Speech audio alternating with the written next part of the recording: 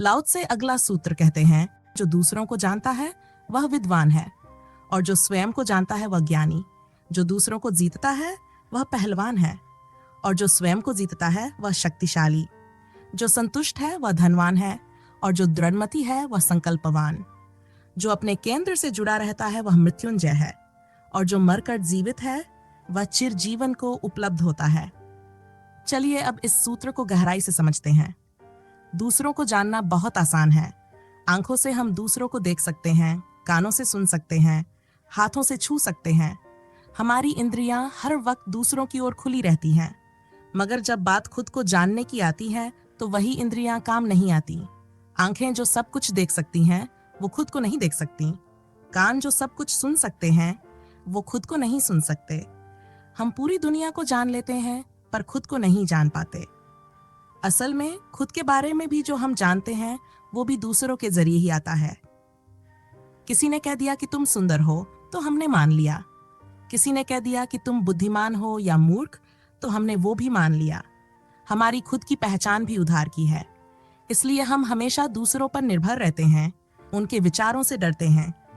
अगर मेरी खूबसूरती तुम्हारी नजर पर टिकी है तो मैं हमेशा डरी रहूंगी कि कहीं तुम्हारी नजर बदल न जाए। अगर मेरी प्रतिष्ठा तुम्हारे भरोसे है तो मैं स्वतंत्र नहीं हूं, मैं गुलाम हूं, और गुलामी की कोई प्रतिष्ठा नहीं होती। खुद को जानने में ना इंद्रियां काम आती हैं ना मन, क्योंकि मन भी एक हलचल है, विचारों का बवंडर है।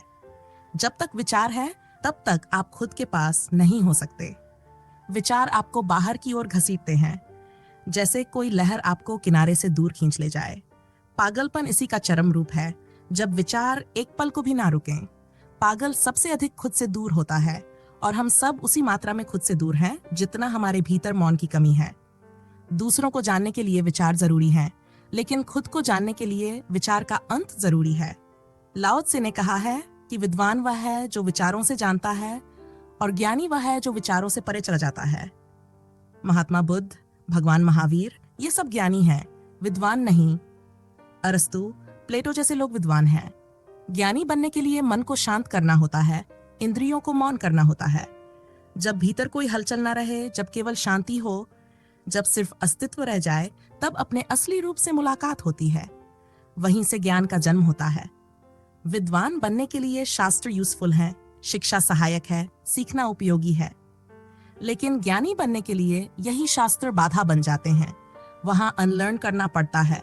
जो सीखा है उसे भूलना होता है, जो जाना है उसे भी त्यागना होता है, और ज्ञान का त्याग करना सबसे कठिन होता है।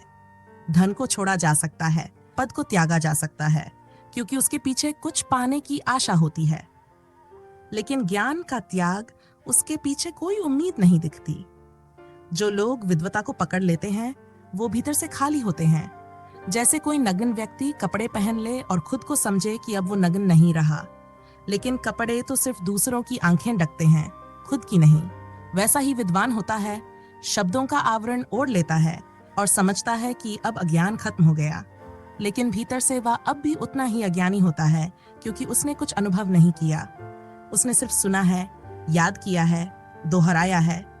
उसमें कुछ भी अपना नहीं है, कुछ भी जिया हुआ नहीं है। शब्द तभी जीवित होते हैं जब वे अनुभव से निकले हों, वरना वे निर्जीव होते हैं, जैसे कोई रटी हुई विद्या। इसलिए लाओ त्से जैसे ज्ञानी अज्ञान को अपनाने की बात करते हैं, क्योंकि वही पहला कदम है खुद को जानने की ओर। विद्वान बनने से पहले अज्ञानी होना जरूरी है, सच्चे अर्थों में, संपूर्ण मौन के साथ। जो कुछ भी आपने जाना है वह बाहर से इकट्ठा किया हुआ है, और यह सिर्फ बाहर को ही प्रभावित कर सकता है। इसे समझिए। इसलिए विद्वान आपको प्रभावित कर सकता है, लेकिन ज्ञानी शायद नहीं कर पाएगा। अजीब बात है कि इतिहास में ज्ञानियों को सूली पर चढ़ाया गया, पत्थर मारे गए, निंदा हुई, लेकिन विद्वानों को कभी नहीं। विद्वान आराम से रहे, सम्मानित रहे, पूजे गए। पर ऐसा क्यों होता है? क्योंकि विद्वान का ज्ञान बाहर से आता है और बाहर वालों को ही छूता है, जबकि ज्ञानी का ज्ञान भीतर से आता है। वह नया है, अनूठा है, जीवित है। आप उससे कभी नहीं मिले होते। इसलिए जब ज्ञानी से सामना होता है तो बेचैनी होती है। आप उसे समझ नहीं पाते, और अगर समझने की कोशिश करते हैं तो अक्सर गलत समझते हैं। उसका कहा आपके बनाए हुए ज्ञान को हिला देता है। वह जो भी कहता है वह आपके लिए खतरा बन जाता है। विद्वान आपका अपना जैसा लगता है। आप जैसे हैं वह भी वैसा ही है, बस थोड़ा अधिक जानता है।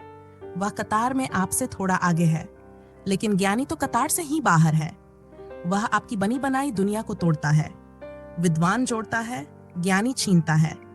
इसलिए ज्ञानी विध्वंसक लगता है और विद्वान रचनाकार। जो लोग सच्चे साहसी हैं वही ज्ञानी के पास टिक सकते हैं, क्योंकि ज्ञानी आपको पूरी तरह खाली कर देगा। जो भी आपके पास है वह सब छीन लेगा। लेकिन इसी निर्धनता से, इसी भीतर की खाली जमीन से सच्चा ज्ञान जन्म लेता है।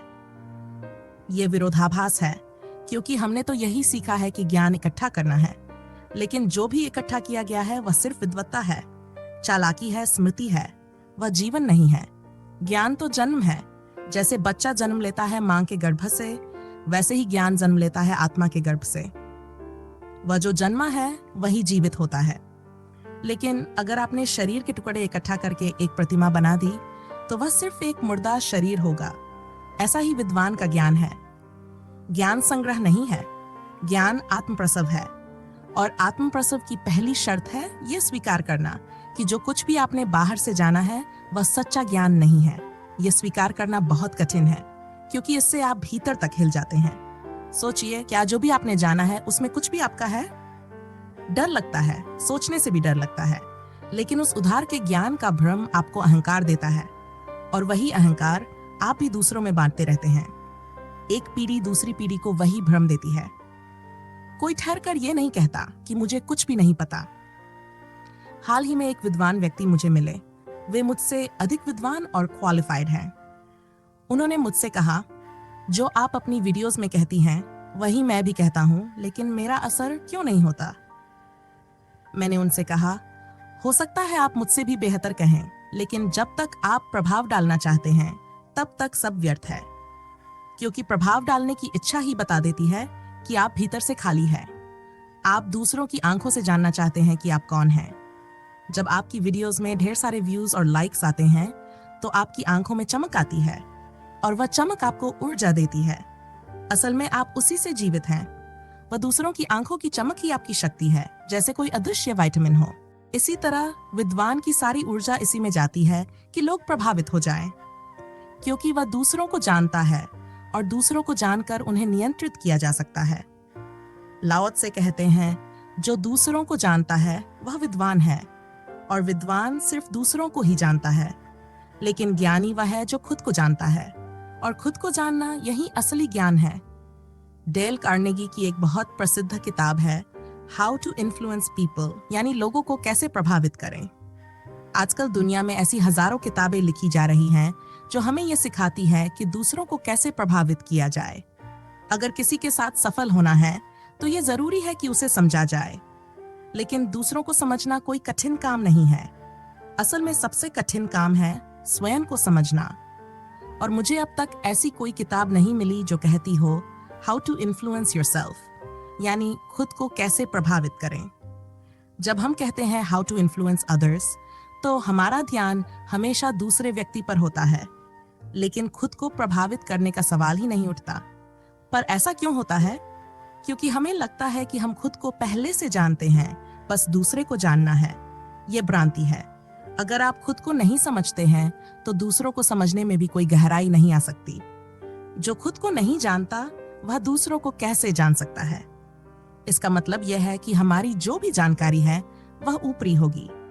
हम किसी के व्यवहार को देख सकते हैं, उसकी आंखों को देख सकते हैं, उसकी चाल डाल को देख सकते हैं, लेकिन हम उसके भीतर की असली पहचान नहीं जान सकते। एक उदाहरण लें। आधुनिक मनोविज्ञान में एक स्कूल है जिसका नाम है बिहेवियरिज्म, यानी व्यवहारवाद। इस स्कूल के अनुसार किसी व्यक्ति के पास आत्मा जैसी कोई चीज नहीं होती, बस उसका व्यवहार ही उसकी पहचान है। जो वह करता है वही वह है। अगर आप उसका पूरा व्यवहार समझ लें तो आप उसे पूरी तरह जान चुके हैं। इस विचारधारा के मुताबिक अगर एक आदमी चोरी कर रहा है तो वह चोर है, और अगर कोई पूजा कर रहा है तो वह संत है। लेकिन क्या यह सही है? क्या सिर्फ किसी के कर्मों से हम उसकी असल पहचान जान सकते हैं? नहीं, ये काफी सीमित नजरिया है। एक चोर चोरी करते हुए भी संत हो सकता है, और एक संत पूजा करते हुए भी चोर हो सकता है। असल में यह पहचान पाना बहुत कठिन होता है। चलिए एक कहानी सुनाती हूँ। एक बार की बात है, पोपटलाल मृत्यु के बिल्कुल करीब थे। डॉक्टरों ने साफ कह दिया था कि अब सुबह तक बचने की कोई उम्मीद नहीं। उस रात पोपटलाल ने आंखें बंद करके परमात्मा से प्रार्थना की, जिंदगी भर तुझसे जो कुछ मांगा कुछ भी नहीं दिया, अब आखिरी वक्त है, कम से कम एक प्रार्थना तो पूरी कर दे। मैं मरने से पहले स्वर्ग और नरक देखना चाहता हूँ ताकि तय कर सकूं कि कहाँ जाना ठीक रहेगा। पोपटलाल समझदार आदमी थे, बिना देखे कहीं जाना उन्हें मंजूर नहीं था।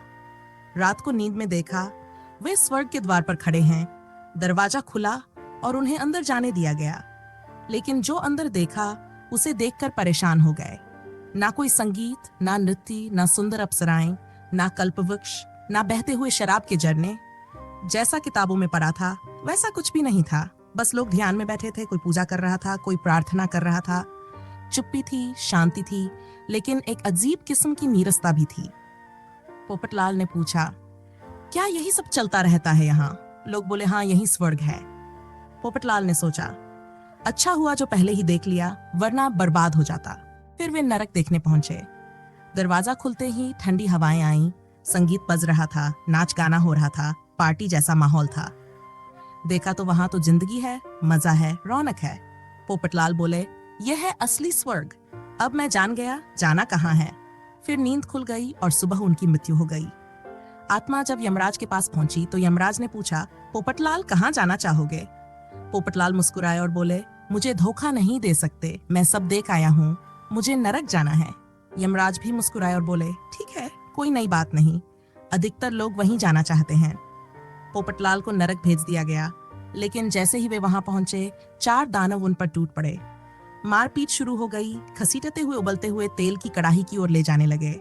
पोपटलाल चिल्लाए, अरे अभी रात को तो सब कुछ अच्छा था, यह क्या हो गया?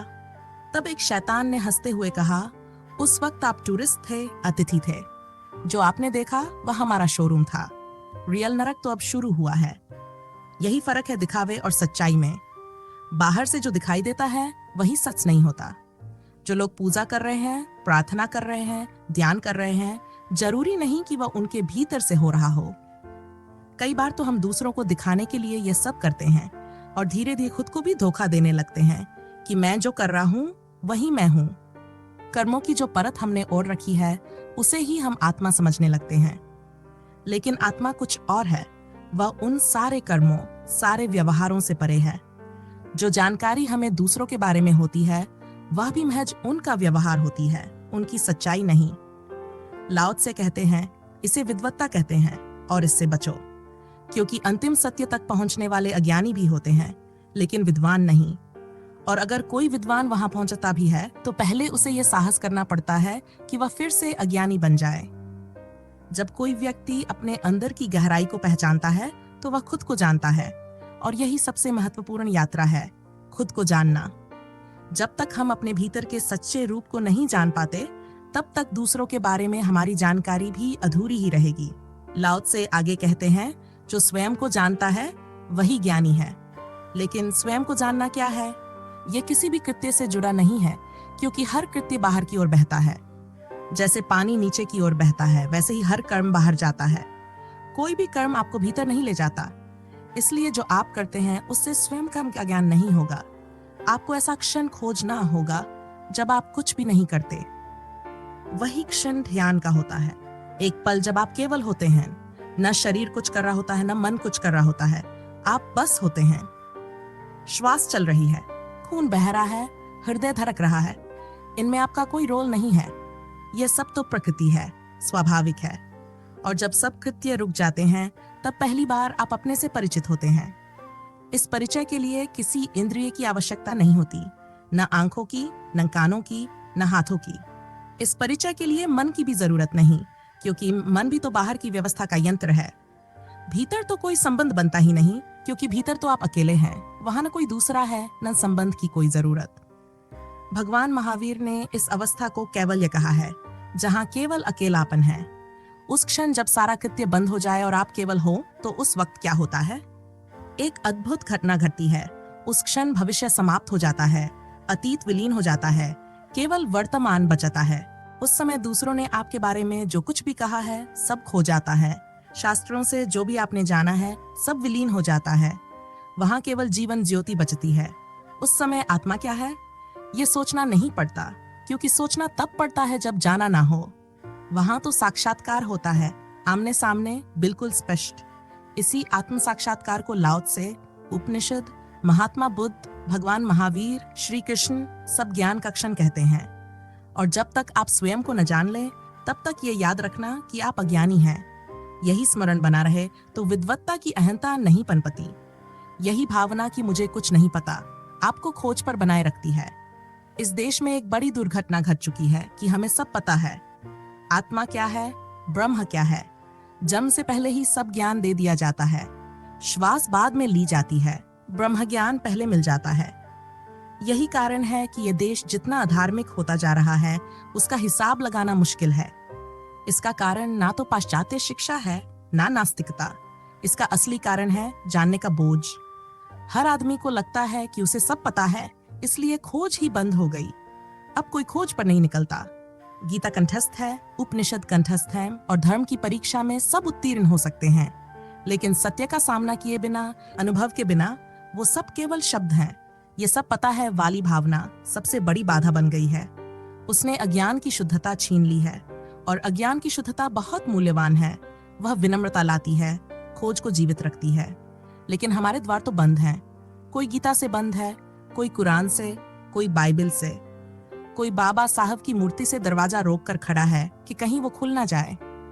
लाओ त्से की बात याद रखना, जब तक स्वयं का अनुभव नहीं हुआ है, तब तक सारा ज्ञान व्यर्थ है।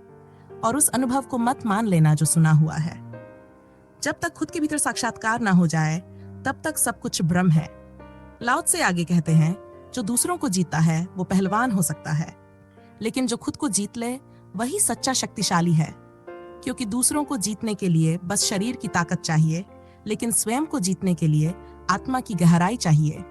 किसी और पर हावी होना, उसे हराना, उसके लिए हिंसा, क्रोध और पाशविकता काफी होती है। मगर खुद के भीतर उतरना, वहां ये सब बेकार हो जाते हैं। जब आप दूसरे को जीतते हैं तो आप तोड़ने की ताकत इस्तेमाल करते हैं।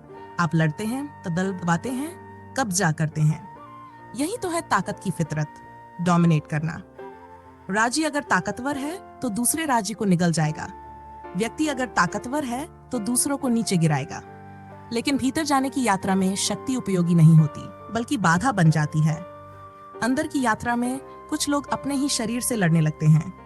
कोई कांटों पर लेटता है, कोई अंगारों पर चलता है, कोई भूखा मरता है, कोई अपने शरीर को पीड़ा में डालता है। ऐसा लगता है जैसे आत्मा एक शत्रु है और हमें उस पर विजय पानी है। लेकिन इस तरह की जीत भीतर नहीं ले जाती। कुछ संप्रदाय ऐसे थे जो सुबह उठकर खुद को कोड़े मारते थे। कोई जूते पहनता था जिनमें कीलें लगी होती थीं। शरीर में घाव बन जाते थे, और जितने ज्यादा घाव उतना बड़ा तपस्वी माना जाता था। आज भी हम यही कर रहे हैं। शरीर को सताओ, भूखा रहो, दुख झेलो, तो लोग सिर झुकाते हैं, चरण स्पर्श करते हैं, जैसे पीड़ा में ही पवित्रता है। लेकिन ये दुख का पूजन है, तप का नहीं। साधु अगर भूखा है तो हम उसे पूजते हैं, अगर सुख में दिखे तो लगता है कि यह असाधु है। हम भूल जाते हैं कि साधना आत्मा की होती है, शरीर की नहीं। हम साधु के शरीर को देखते हैं, आत्मा को नहीं। और साधु भी हमारे आदर के लिए खुद को सताता है। ये एक सौदा बन गया है। तपस्वी हमें दुख दिखाता है, हम उसे सम्मान देते हैं। अगर हम तय कर लें कि किसी भी आत्मपीड़क को सम्मान नहीं देंगे, तो शायद सारे नकली तपस्वी भाग जाएंगे, क्योंकि वो हमारी श्रद्धा पर टिके हैं। और अगर हम बदल जाएं, तो ये डोंग भी खत्म हो जाएगा। बाहर की दुनिया में जो सफल है, वो भीतर की दुनिया में असफल होगा, क्योंकि दिशा ही उल्टी है। बाहर ताकत जीतती है, भीतर समर्पण। बाहर हिंसा जीतती है, भीतर शांति। बाहर जीत का मतलब है दबाना, भीतर जीत का मतलब है पिघल जाना। लेकिन हम भाषा में फंस गए हैं। हम कहते हैं स्वयं को जीतो, जैसे कोई और है जिसे हराना है। मगर यहाँ कोई युद्ध नहीं है, यहाँ बस पहचानना है। जो भीतर उतरता है वह जानता है कि शक्ति को त्यागना ही वास्तविक शक्ति है। जो नहीं लड़ता वही जीत जाता है, क्योंकि उसने खुद को पा लिया। वहां जीत की कोई जरूरत नहीं, वहां तो सिर्फ होना है, सजग होना है। जो शक्ति का उपयोग करता है वह खो देता है, क्योंकि शक्ति खर्च होती है। जो खुद को जीतने निकला है उसे शक्ति नहीं चाहिए, उसे समझ चाहिए, सजगता चाहिए, मौन चाहिए। और ये सब वहीं आता है जहां संघर्ष समाप्त होता है। इसलिए भीतर की यात्रा में कोई हथियार नहीं चलता, सिर्फ प्रेम चलता है। वहां कोई जीतता नहीं, वहां सब मिट जाता है और जो बचता है वही तुम हो। तो जापान में ताओ की समझ ने जूडो की अनोखी कला को जन्म दिया। जूडो का कमाल यह है कि अगर कोई तुम पर हमला करे तो तुम उसे और उकसाओ ताकि वह पूरी ताकत से हमला करे, लेकिन तुम खुद शांत रहो। उसका हमला जितना तीव्र हो, तुम उतने ही कोमल रहो। वो घूंसा मारे तो तुम उसे रोकने की कोशिश ना करो। तुम्हारा हाथ ऐसा हो जैसे कोई तकिया हो जो उसका घूंसा खुद में समा ले। जूडो यही कहता है कि जब तुम प्रतिरोध नहीं करते तब तुम टूटते नहीं। असल में हमारी हड्डियां इसलिए टूटती हैं क्योंकि हम अकड़ जाते हैं। अगर हम अकड़े ना हो तो घूंसा बेअसर हो जाता है। तुमने देखा होगा, एक शराबी जब गिरता है तो उसकी कोई हड्डी नहीं टूटती। वही अगर तुम गिरो तो चोट लगना तय है, क्योंकि शराबी के पास एक अनजानी कला है। वो गिरता है बिना विरोध के। उसे पता ही नहीं चलता कि वो गिर रहा है। उसका शरीर ढीला हो जाता है, लहर की तरह गिरता है और जमीन उसे कुछ नहीं कर पाती। मगर तुम जब गिरते हो तो बचाव में अकड़ जाते हो और वही अकड़ तुम्हें चोट पहुंचाती है। भीतर की यात्रा बाहर की लड़ाई से बिल्कुल अलग है। बाहर जब तुम लड़ते हो तो दिखता है कि तुम ताकतवर हो रहे हो, लेकिन असल में तुम भीतर से कमजोर हो रहे हो, क्योंकि हर लड़ाई में तुम अपनी ऊर्जा खोते हो। लेकिन भीतर अगर तुम शक्ति का उपयोग ही ना करो तो शक्ति जमा होती जाती है। वो भीतर संचित हो जाती है, वो तुम्हारे मौन में बदल जाती है और वो मौन ही असली शक्ति है।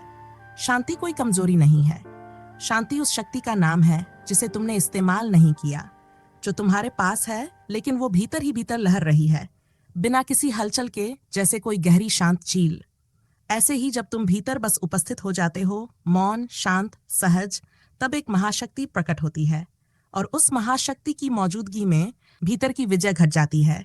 वहां कोई युद्ध नहीं होता, वहां कोई संघर्ष नहीं होता, वहां कोई जबरदस्ती नहीं होती। भीतर की विजय एक उत्सव है। वह तब घटती है जब तुम कुछ भी नहीं करते, बस होते हो। लाओ त्से कहते हैं, जो दूसरों को जीतता है वह पहलवान है और जो स्वयं को जीतता है वह शक्तिशाली। जो बाहर जीता है वह अपनी शक्ति व्यर्थ खो देता है, लेकिन जो भीतर स्वयं को जीता है वह असली रत्नों को पा लेता है, सत्य, सौंदर्य और जीवन की सबसे मूल्यवान ऊर्जा। शक्ति के दो उपयोग हैं, एक बाहर की तरफ जहां दूसरों को जीतना है और एक भीतर की तरफ जहां स्वयं से साक्षात्कार करना है। बाहर की शक्ति हिंसात्मक हो जाती है, विध्वंसक बन जाती है। भीतर की शक्ति अहिंसात्मक होती है, सृजनात्मक होती है। भाषा की सीमाएं हैं, हम जीत शब्द का उपयोग भीतर और बाहर दोनों जगह करते हैं, लेकिन दोनों की प्रकृति अलग है। भीतर कोई हार जीत है ही नहीं, वहां कोई दो नहीं है जो आपस में लड़ सकें।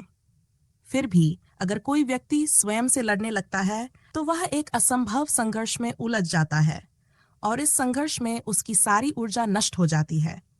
जो लोग वासनाओं से लड़ते हैं वे कभी नहीं जीतते, और जो अपनी वासनाओं को समझते हैं, स्वीकार करते हैं, उन्हें भीतर की तरफ मोड़ लेते हैं, वे वासना को आत्मा की दिशा में बहा देते हैं। वास्तव में जिस ऊर्जा को आप दबाते हैं वही सबसे ज्यादा ताकतवर हो जाती है। पहले तपस्या भंग करने के लिए अप्सराओं को भेजा जाता था। आजकल इंद्रदेव ने अप्सराएं भेजनी ही बंद कर दी हैं, क्योंकि कोई इस लायक पचाई नहीं है। सभी लोग पहले से ही हिले हुए हैं। अंतर यात्रा में संघर्ष नहीं, समझ चाहिए। भीतर जो कुछ है वह मेरा नहीं, वह मैं हूं। काम है, क्रोध है, वासना है, यह सब मैं ही हूं। लड़ना छोड़ो, उसे आत्मीयता से स्वीकारो, और जैसे जैसे आत्मीयता गहरी होती है वैसे वैसे ऊर्जा बाहर बहने के बजाय भीतर बहने लगती है। जो शक्ति पहले वासना बनकर बाहर जा रही थी, वही शक्ति अब भीतर की ओर बहने लगती है। जिस दिन वह ऊर्जा बाहर से हटकर भीतर बहने लगे, उसी दिन काम अप्सरा नहीं लाता, राम ला देता है। और तब वही व्यक्ति आप्तकाम हो जाता है, जिसकी सभी कामनाएं उसकी आत्मा में समा गई हैं। और यही है वास्तविक ब्रह्मचारी, यही है भीतर की विजय। ये कोई लड़ाई नहीं, ये समर्पण है। ये कोई दमन नहीं, ये जागरण है। ये कोई पराजय नहीं, ये मौन की विजय है। लाओ त्से आगे कहते हैं, जो संतुष्ट है वह सचमुच धनवान है। ये बात हमने बहुत बार सुनी है, लेकिन शायद समझा नहीं। ये सिर्फ कोई कहावत नहीं है, इसमें गहराई है।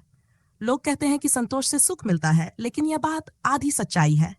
संतोष से सुख नहीं मिलता, बल्कि जो व्यक्ति संतुष्ट होता है वही सुखी होता है।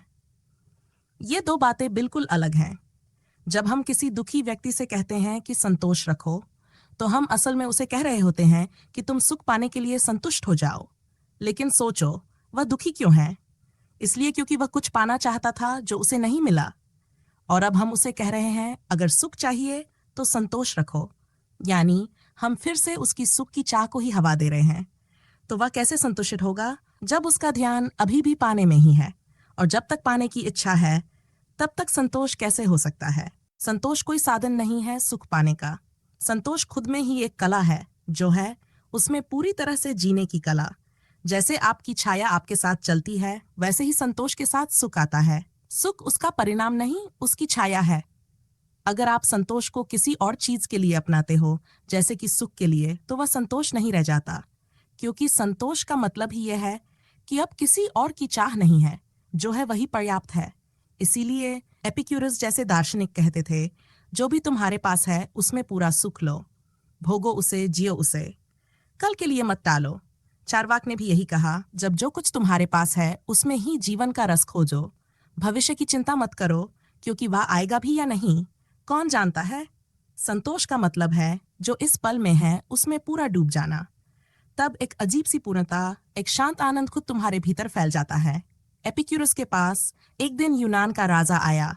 उसने सुना था कि एपिक्यूरस भौतिकवादी है, नास्तिक है, सिर्फ आनंद की बात करता है।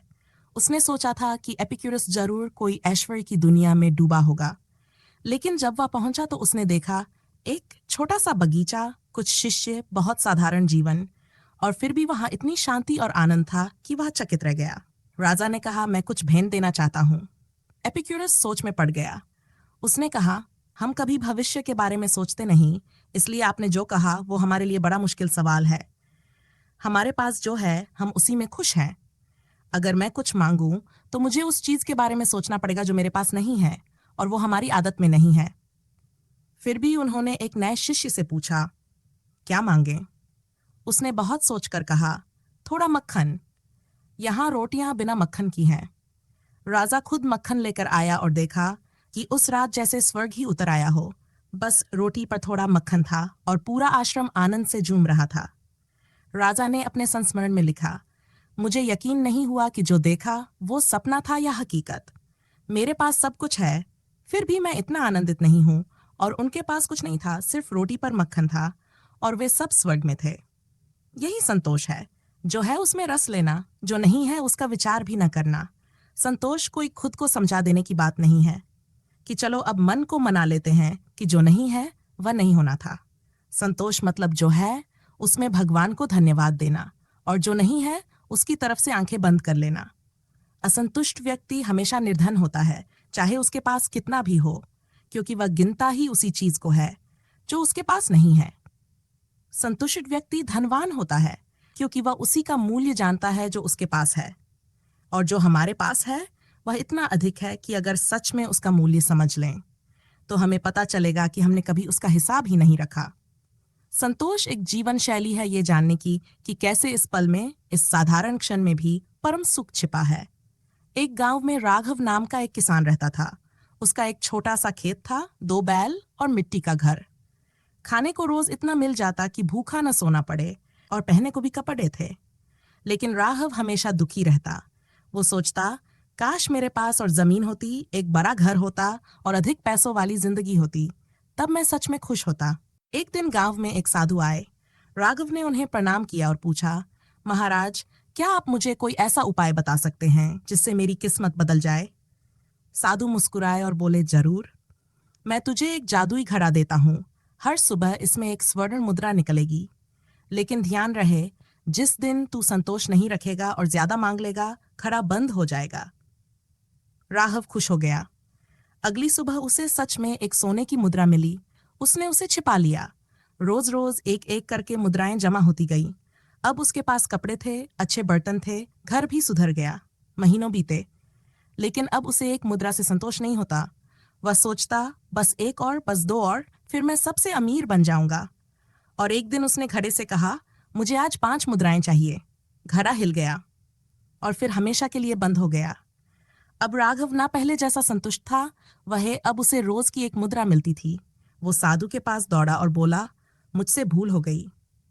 साधु ने कहा, तू पहले से अमीर था राघव, क्योंकि तेरे पास संतोष था। तूने दौलत से अधिक की भूख पाल ली, इसलिए असली धन खो दिया। यही तो सच है। हमारे पास जो है उसका हमें तब तक एहसास नहीं होता जब तक वह छिन ना जाए। आंख जब तक है उसकी कदर नहीं होती। कान जब तक सुनते हैं तब तक उनकी कीमत नहीं समझ में आती। जो हमारे पास है वह दिखाई ही नहीं देता, उसका कोई हिसाब नहीं रखते हम। और जो नहीं है उसी की गिनती चलती रहती है। यही हमारी आदत बन गई है। लाओ से आगे कहते हैं, जो व्यक्ति दृढ़मति होता है वही संकल्पवान होता है। जिसके भीतर निश्चय करने की शक्ति होती है वही सच्चे अर्थों में मजबूत होता है। फर्क इस बात से नहीं पड़ता कि आपने कौन सा निश्चय किया है। फर्क इस बात से पड़ता है कि क्या आप निश्चय कर भी सकते हैं या नहीं। आज आप अपनी उंगली को 5 मिनट तक सीधा रखने का भी निश्चय करें तो बीच में ही उसे हिला देंगे। कहें कि 2 मिनट तक आंखें खुली रखनी है तो 1000 बहाने बना लेंगे और छपका ही लेंगे। निर्णय लेना और उसे टिकाए रखना यही संकल्प है। और जब आप किसी निर्णय पर टिकते हैं तो आप भीतर से इकट्ठे होने लगते हैं। तभी संकल्प पैदा होता है, तभी आत्मा का जन्म होता है। फर्क इस बात से नहीं कि वह निर्णय छोटा है या बड़ा। महत्व इस बात का है कि क्या आप उसे अंतिम मानते हैं या नहीं। निर्णय लिया और अब कोई विकल्प नहीं, यही संकल्प की स्थिति है। जब यह स्थिति आती है तब व्यक्ति टूटता नहीं है। लेकिन आज जो भी निर्णय आप लेते हैं उसे लेते समय ही जानते हैं कि यह टिकेगा नहीं। ये भीतर से जो स्वर उठता है कि यह चलेगा नहीं, यही उसे तोड़ देता है। आप किसी से प्रेम कर रहे होते हैं और भीतर जानते हैं कि यह टिकेगा नहीं। विवाह कर रहे होते हैं और भीतर तलाक का कागज भर रहे होते हैं। मित्रता का हाथ बढ़ाते हैं और दूसरा हाथ दुश्मनी के लिए तैयार रखते हैं। यही खंडित व्यक्तित्व है, यही दरिद्रता है। और जो व्यक्ति अखंड है, एकजुट है, वही समृद्ध है। जिसने अपने भीतर के केंद्र से संबंध नहीं तोड़ा, जो स्वयं से जुड़ा रहा, उसकी कोई मृत्यु नहीं है। मृत्यु तो केवल शरीर की है, केवल आपके बाहरी रूप की है। मरते हैं आप इसलिए क्योंकि आपने जो कुछ भी पकड़ा है वह मरणशील है। लेकिन जो आपके भीतर अमृत है उस पर कभी ध्यान ही नहीं गया। ये जो आत्म यात्रा है इसमें ज्ञान को अपनाएं, विद्वता को नहीं। दूसरों को जीतने की चिंता छोड़िए, स्वयं को जीतिए। लाओ से आगे कहते हैं, जो मरकर जीवित होता है वही चिर जीवन को उपलब्ध होता है। आपको अपनी परिधि पर मरना होगा, तभी आप अपने भीतर के चिर जीवन को पहचान पाएंगे।